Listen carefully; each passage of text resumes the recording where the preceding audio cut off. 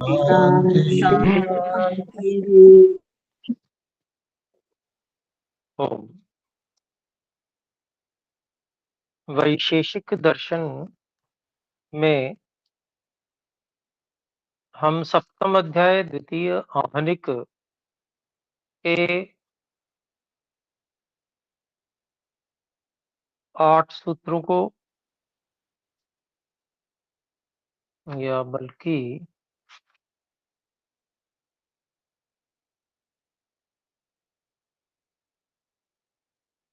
हमने कितना पढ़ लिया था? 9। नौवां पढ़ना है क्या?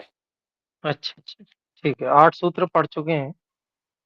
10 तो हो गए 9वें। आचार्य जी। नमस्ते। अच्छा, नमस्ते जी। 10 हो गए ना? वही तो मैं कह रहा था, कुछ मैं शायद चिन्ह लगाना रह गया मेरा।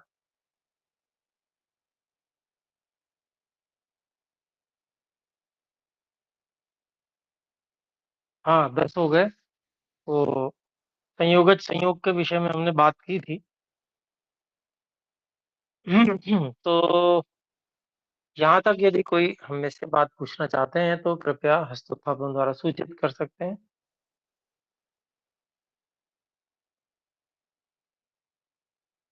जी, तो ठीक है, हम आगे बढ़ते हैं। 11वां सूत्र हम पढ़ेंगे।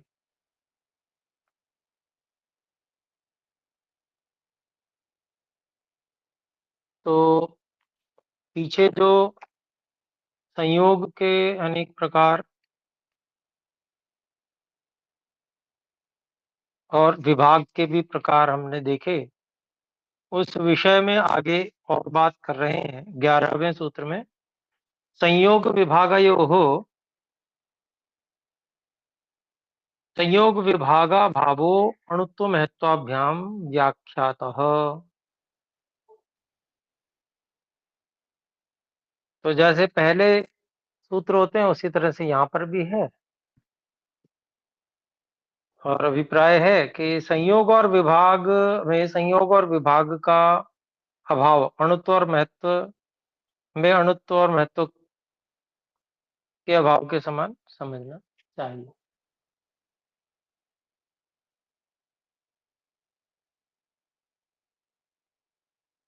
तो अणुत्व और महत्व में अणुत्व और महत्व का अभाव, ये हमने बात की ही थी, उसी के समान इसको समझना है। और इसमें भाष्य में भी बस इतनी ही बात कही गई है। भाष्य देखते हैं। संयोगे संयोगाभावो विभागे विभागाभावो अस्ति, अणुत्वे अणुत्वाभावो महत्वे महत्वाभावो यथा। तो कहते हैं संयोग में संयोग का अभाव है और वियोग में वियोग का अभाव है। मतलब संयोग में संयोग गुण में और संयोग गुण नहीं रहता, क्योंकि गुण स्वयं ही दूसरे द्रव्य पे आश्रित है। तो संयोग गुण में संयोग गुण नहीं रहता। ऐसे ही विभाग गुण में और विभाग गुण नहीं होता। जिस प्रकार से यथा, इस प्रकार से अणुत्व गुण में अणुत्व गुण नहीं रहता और महत्व गुण में महत्व गुण नहीं रहता। और तथैव अत्रापि विज्ञेयम्, वैसे यहाँ पर भी संयोग और विभाग विषय में भी समझ लेना चाहिए। जी जी, हस्तोत्थापन हाँ सर कृपया हाँ बोलें। हाँ, नमस्ते आचार्य जी। आचार्य जी, नमस्ते इसको जी। थोड़ा सा एक एग्जांपल से समझाइए। मैं पिछले लास्ट वीक भी इसको जब पढ़ा था, लास्ट टाइम भी कुछ की थोड़ी सी नहीं, मतलब क्लैरिटी नहीं हो रही इसकी ना। थोड़ा सा कोई एक एग्जांपल से किसी चीज का देख के। गुण में देखिए, जो जो चीज जिसमें होती नहीं है उसका सीधा उदाहरण तो मिलेगा नहीं, विपरीत उदाहरण मिल सकता है हाँ, ना? कोई नहीं, विपरीत जैसे से, हाँ। बताता हूँ। हाँ, हाँ, देखिए, जैसे एक द्रव्य है, कोई द्रव्य लेते हैं हम, मान लीजिए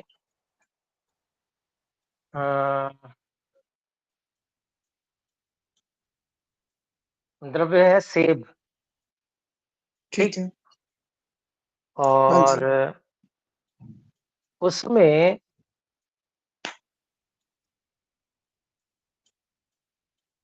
उसको हमने काटा तो ठीक है। विभाग कर दिया।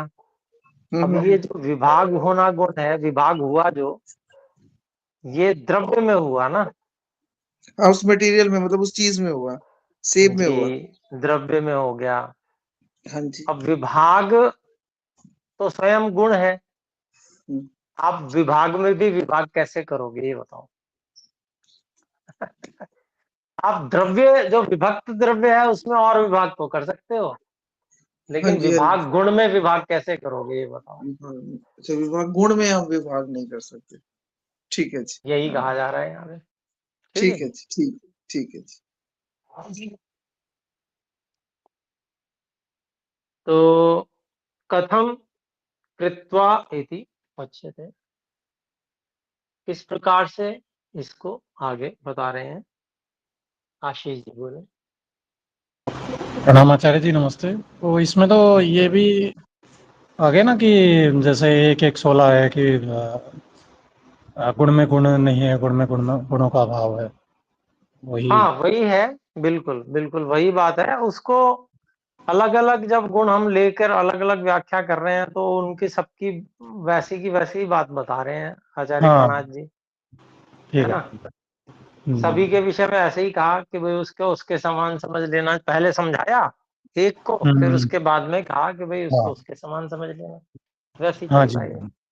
हाँ और जी, अच्छा बात अच्छा, वही है, धन्यवाद। उसी बात को हमको थोड़ा सा ध्यान रखना, याद रखने का प्रयास करना है। तो जब याद रखेंगे हम्म, तो हमें ध्यान में आता रहेगा कि भाई क्या कहा जा रहा है। जी आचार्य जी, चलिए। धन्यवाद। तो धन्यवाद जी। तो यहाँ पर कथम कृत्वा इति उच्यते, तो कैसे करके ये ऐसा होता है उसके विषय में कह रहे हैं।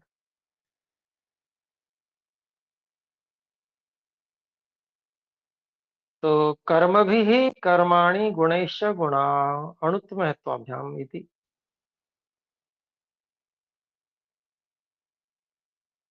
तो 12वां सूत्र ये है, और कहते हैं कर्मों से कर्म रहित होते हैं, गुणों से गुण रहित होते हैं।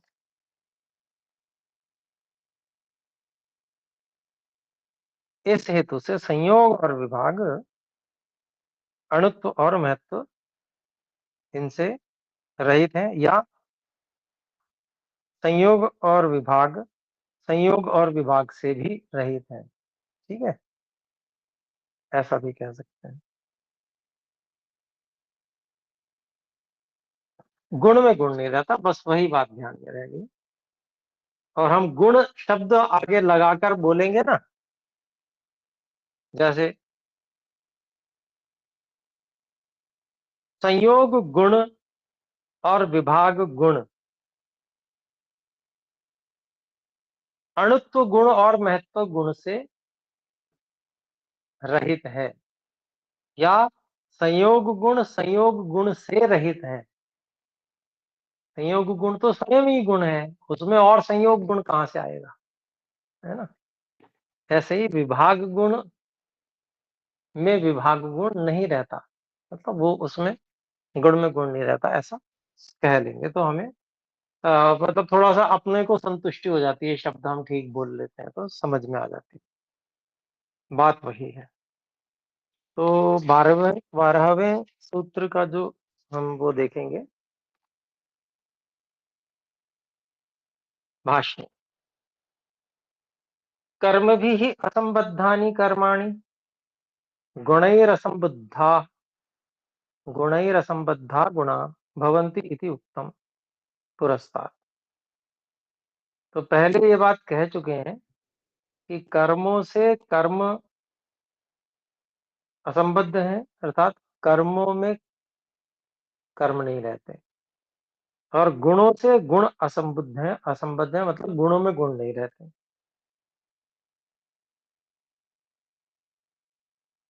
आगे कहते हैं संयोग विभागौ च गुणौ। तो संयोग और विभाग क्या है, वो है गुण। तौ न गुणेन संबद्धौ,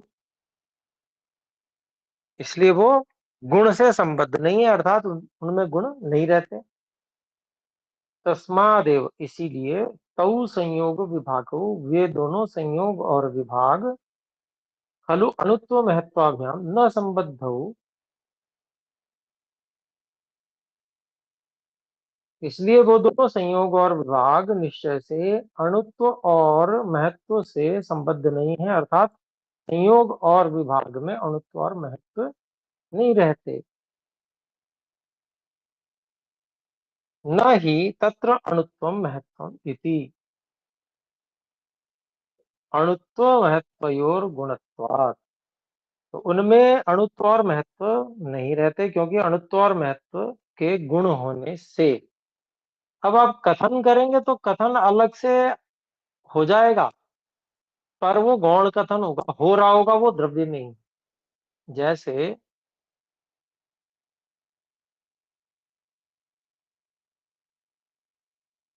कोई बहुत बड़ी चीज टूटी, तो आप कहेंगे बहुत बड़ा विभाग हुआ, बोलते हैं ना।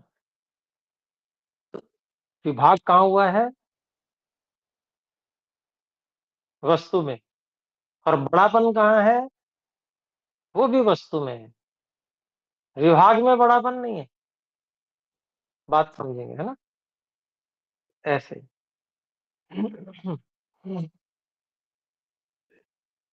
तो आगे कहते हैं, देखिए, अधुना संयोग विभाग विषय विशिष्ट वृत्तम उच्यते।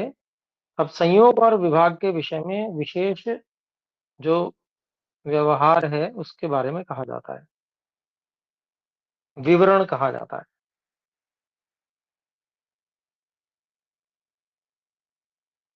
13वां सूत्र है, युत युत सिद्ध्य भावात कार्य कारणयोः संयोग विभागौ न विद्येते।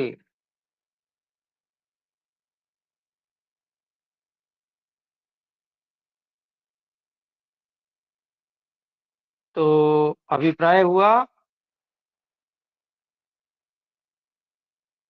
युत सिद्धि अभावात, स्वतंत्र अस्तित्व सिद्ध न होने के कारण से।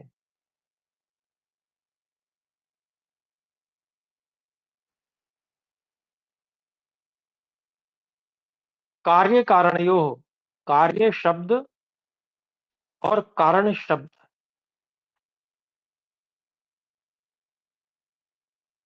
इन दोनों में ही संयोग विभाग नहीं रहते।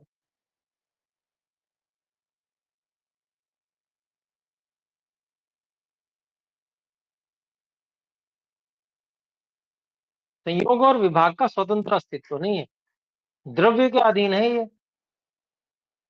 और शब्द की क्या स्थिति है? शब्द से शब्द उत्पन्न होता है। हमारे कान तक शब्द पहुंच रहा है, तो उसमें शब्द से शब्द का उत्पन्न होना कारण है। शब्द तो मान लीजिए यहां बोला जा रहा है, आप मान लीजिए सामने भी बैठे हो, तब आप तक पहुंचने में, क्योंकि शब्द क्षणिक है, तो शब्द तो उसी क्षण नष्ट हो जाता है जैसे उत्पन्न होता है, लेकिन आप तक पहुंचने में कुछ समय उसमें लगता है। ध्वनि की अपनी एक गति होती है, जैसे कि आपने आज के विज्ञान में भी सुना होगा। प्रकाश की गति तीव्र होती है, ध्वनि की गति कम होती है। इसलिए बिजली चमकती है तो चमक पहले दिख जाती है और गड़गड़ाहट बाद में सुनाई देती है। ऐसा आजकल के विज्ञान वाले भी उसका वो करते हैं ना, गति, प्रकाश की गति और ध्वनि की गति, है ना। प्रकाश को यहाँ हम द्रव्य के रूप में ही मानेंगे, अग्नि तत्व के रूप में। तो गुण में गति नहीं होती, गुण तो द्रव्य के आश्रित है, गति द्रव्य में हो रही है ना। ऐसे ही शब्द में गति की बात करेंगे तो ध्वनि में गति नहीं है। ध्वनि जिस द्रव्य के आश्रित है, गति वहां पर है। तो शब्द उत्पन्न हो रहा है और तुरंत नष्ट हो जा रहा है। शब्द उत्पन्न हो रहा है और नष्ट हो जा रहा है, लेकिन नष्ट होने से पहले अगले शब्द को उत्पन्न कर जा रहा है वो। तो वो शब्द की श्रृंखला आगे बढ़ती जा रही है और हमारे कान तक पहुंच रही है। तो ये गति ये जो है शब्द में गति प्रतीत हो रही है, पर वास्तव में गति शब्द में नहीं है, बल्कि शब्द जिस पर आश्रित है उस द्रव्य में गति है, और शब्द में अगले शब्द को उत्पन्न करने की शक्ति है।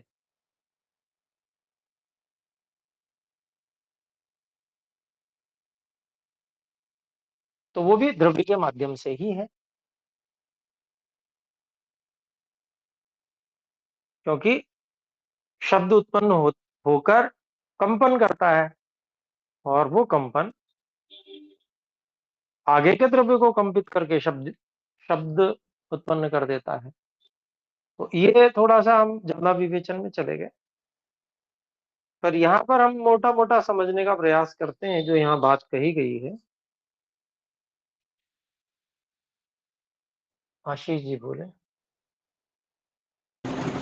हाँ, क्षमा कीजिएगा आचार्य जी, पर ये भी उसी सूत्र से ही विस्तृत करके समझ आ सकता है ना, कि क्योंकि एक तो इसमें जो शब्द है तो वो शब्द भी गुण है और संयोग विभाग ये भी गुण ही है, तो वापस से वही द्रव्याश्रय या गुणवान वही सूत्र अप्लाई करके। और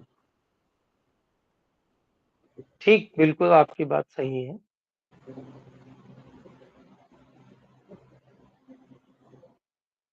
फिर मतलब मेरा ये था कि फिर ये अलग अलग सूत्र बनाने का क्या प्रयोजन रहा, क्योंकि क्योंकि एक जो ऐसा है ना कि देखिए गुण शब्द की स्थिति ये है, जी शब्द आचार्य जी, दृश्य नहीं है, शब्द का जो आधार द्रव्य है वो दृश्य नहीं है, जी आचार्य जी, आकाश जो है। इसलिए आवश्यकता पड़ी। विवेचन अच्छा उसी चीज का किया जाता है जो स्पष्ट ना हो। अच्छा अच्छा, जो इसका जो द्रव्य है वो आकाश है, उसके कारण से ऐसा। हाँ, वो दिख नहीं रहा, बाकी सब चीजें आप विभाग कर रहे हो, संयोग कर रहे हो, वो आपको दिखती हैं, जी जी, लेकिन यहाँ ठीक, नहीं दिखता। शब्द सुनाई देता है तो आकाश से ज्यादा प्रकट शब्द है, जी मतलब आकाश का ही गुण है यद्यपि, जी लेकिन आचार्य। शब्द हम्म, प्रकट है, दिख रहा है, मतलब अनुभव हो रहा है, इंद्रिय से ज्ञात हो रहा जी है। जी आचार्य आकाश जी, नहीं ज्ञात हो रहा। जी आचार्य जी, हाँ, वो ज्ञात नहीं हो रहा।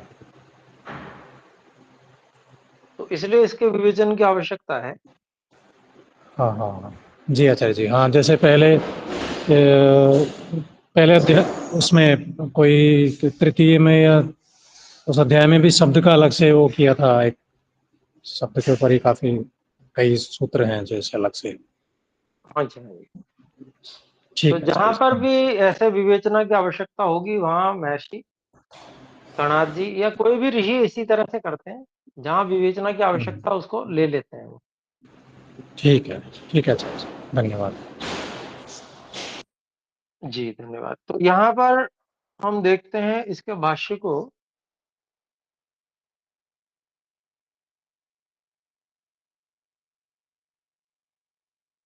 विज्ञप्ति ही सबसे पहले कुछ बताना चाहते हैं स्वामी ब्रह्म मुनि जी।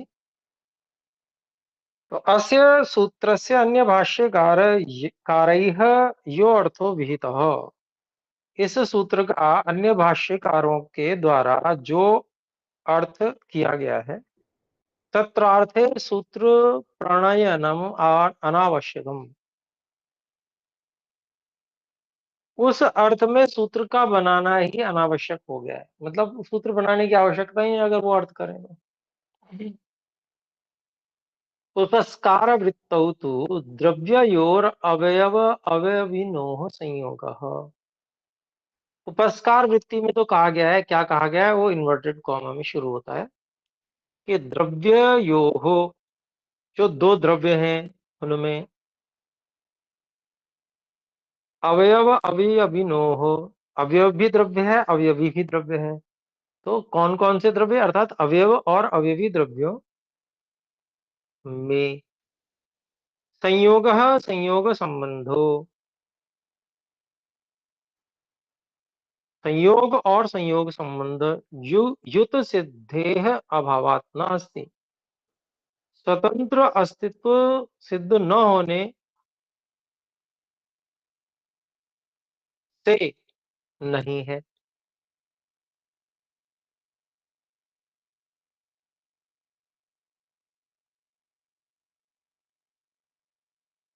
अर्थात स्वतंत्र अस्तित्व सिद्ध न होने से संयोग संबंध नहीं है, ऐसा अवयव और अवयवी के विषय में ऐसा उपस्कार वृत्ति में कहा गया। फिर कहते हैं इति उक्तम परंतु सूत्रे तु संयोग विभागौ विचारणायाम उपस्थितौ, लेकिन इस सूत्र में तो संयोग और विभाग ये दोनों ही विचार करने के लिए उपस्थित किए गए हैं सूत्रकारेण, सूत्रकार के द्वारा। किंतु उपस्कार वृत्तौ संयोग एवं विचारणायाम गृहीता, उपस्कार वृत्ति वालों ने तो संयोग को ही विचार में ग्रहण किया है। आगे अन्य भाष्यकारैर यद्यपि, अन्य भाष्यकारों ने यथापि संयोग विभागौ द्वौ अपि विचारणायाम गृहीतौ, संयोग और विभाग दोनों ही विचार करने में गृहीत कर लिए हैं। परंतु यदा संयोग विभागौ खलु अन्यतर कर्मजौ तथा उभय कर्मजौ, तो लेकिन जब संयोग और विभाग ये दोनों खलु अन्यतर कर्मजौ, ये दोनों संयोग और विभाग दो वस्तुओं में से किसी एक वस्तु में होने वाले कर्म से उत्पन्न है, तथा उभय कर्मजौ, और दोनों वस्तु जो है जिनमें संयोग और विभाग हो रहा है उन दोनों वस्तुओं के कर्म से उत्पन्न युत युत सिद्ध्यो हो, युत सिद्धयो पृथक पृथक अवस्थित यो द्रव्ययो हो,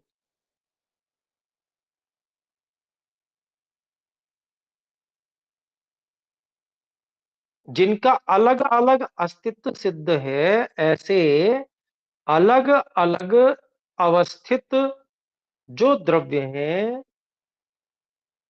उनके तत्कर्म संभव, उनके कर्म से संभव होने पर ये संयोग विभाग हो रहे हैं दोनों। तदा कार्य कारणस्थौ संयोग विभागौ स्वतः एव न भवता, तब कार्य और कारण में स्थित जो संयोग और विभाग है वो स्वयं ही नहीं होते। तत्र विचारणा खलु अनवसरा, इसलिए उस पर विचार करना ही बेकार है, उसका विचार करने का कोई अवसर ही नहीं है। तस्मात् अत्र केनचित विशिष्टेन अर्थेन भवितव्यम्, जब यह कार्य कारण का विषय इसमें है ही नहीं तो फिर किस विशिष्ट अर्थ से क्या विशिष्ट अर्थ इसमें होना चाहिए। सचो अर्थ, सच अर्थो अत्र अधुना विधीयते, वह अर्थ यहाँ पर अब किया जाता है। तो संयोग विभागो निज कार्य शब्दे न विद्येते, संयोग और विभाग जो अपने कार्य हैं वो शब्द रूप कार्य हैं उसमें नहीं होते, ये कह रहे हैं कि संयोग विभाग से शब्द तो उत्पन्न होता है पर शब्द में संयोग विभाग नहीं होते। फिर आगे कहते हैं यथा तंतु और निज कार्य वस्त्रे विद्यन्ते, जैसे तंतु अपने कार्य वस्त्र में होते हैं,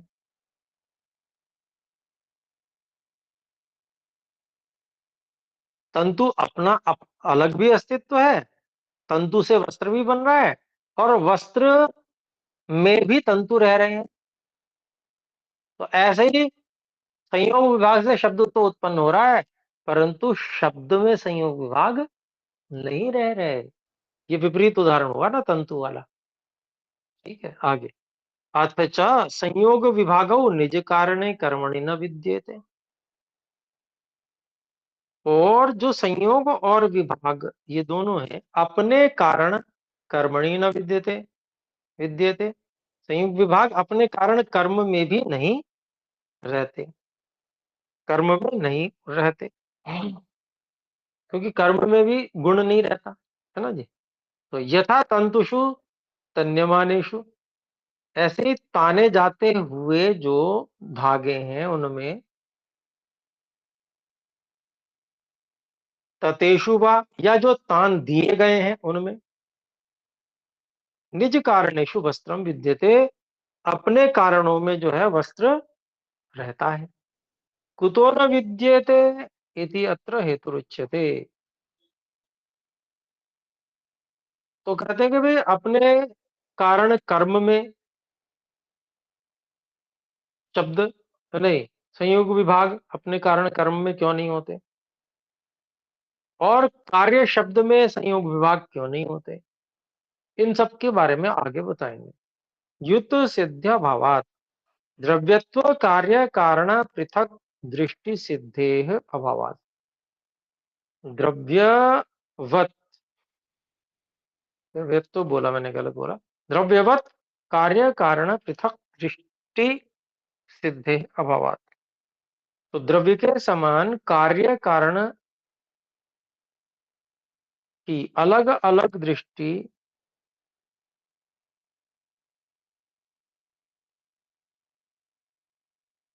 सिद्धि का अभाव होने से, क्योंकि द्रव्य में तो कार्य और कारण दोनों अलग अलग स्पष्ट दिखते हैं, और उनमें कार्य का कारण, कार्य में कारण का लगा हुआ होना भी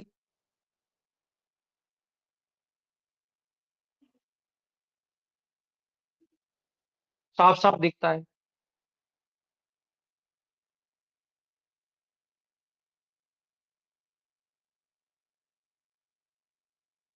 तो वहां पर उनको अलग अलग करके नहीं देखा जा सकता, तो इसको कह रहे हैं पृथक दृष्टि सिद्धे अभावात।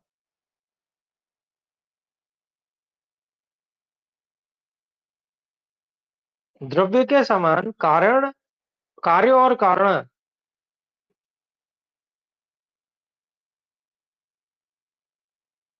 की पृथक दृष्टि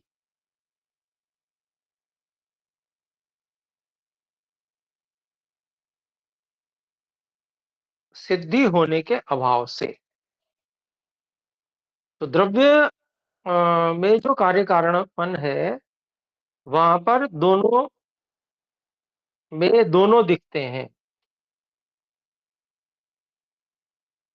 आगे कहते हैं न ही संयोग विभागो स्व कार्य शब्दे, संयोग विभाग है अपने कार्य शब्द में, पृथक दृष्टिया उपलब्ध्यते, तो ये दोनों संयोग विभाग अपने कार्य शब्द में अलग दृष्टि से नहीं उपलब्ध होते हैं।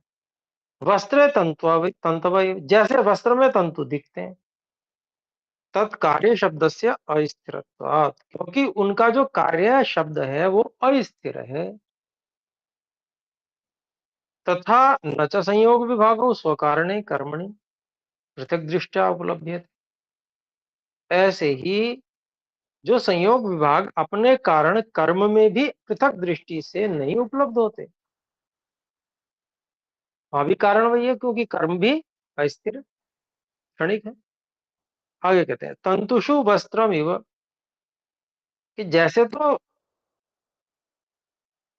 धागों में वस्त्र प्रतीत होता है, पता चलता है, ऐसे वहां पर कर्म कारण जो कर्म है उसमें भी संयोग विभाग नहीं दिखते, नहीं रह सकते। तो विपरीत उदाहरण है तंतुषु वस्त्रमिव, है ना।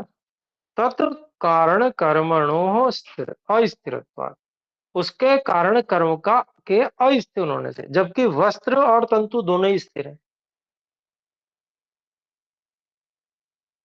फिर आगे कहते हैं एवं संयोग विभागो स्व कार्य से शब्दस्य, इस प्रकार से संयोग और विभाग अपने कार्य शब्द के न समवायी कारणे, समवायी कारण नहीं है, कारणेस्तः तो नहीं है, है ना, अपने कार्य शब्द के समवायी कारण नहीं है। न च स्वकारण से कर्मणो अन्वयी कार्यस्ता, और न ही अपने कारण कर्म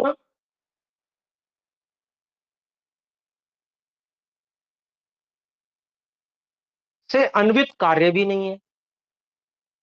भाई कार्य ऐसा भी नहीं है कि जैसे तंतु वस्त्र में दिख रहे थे ऐसे कर्म संयोग विभाग में जाके दिखने लगे, ऐसा भी नहीं है। कहते हैं संयोग विभाग हो, ये कार्य कारण है। संयोग और विभाग के जो कार्य और कारण है, शब्द कर्मणि तह, संयोग विभाग के जो कार्य कारण है वे शब्द और कर्म हैं। ते उभे स्थिरे अस्थिरे, वे दोनों ही शब्द और कर्म दोनों ही अस्थिर हैं। इति यथा, इस कारण से।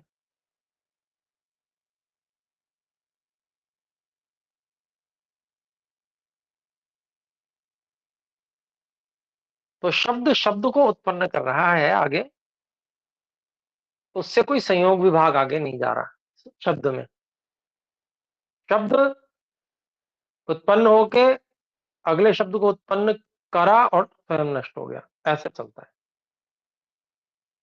तो इसको प्रयास कीजिए समझने का। अगली कक्षा में विवेचन भी कर लेंगे, समय बहुत अधिक हो गया। आइए एक बार ओम का उच्चारण करें। ओम। सभी को सादर नमस्ते जी। नमस्ते गुरु जी। प्रणाम आचार्य जी, धन्यवाद। सभी को नमस्ते। नमस्ते आचार्य जी।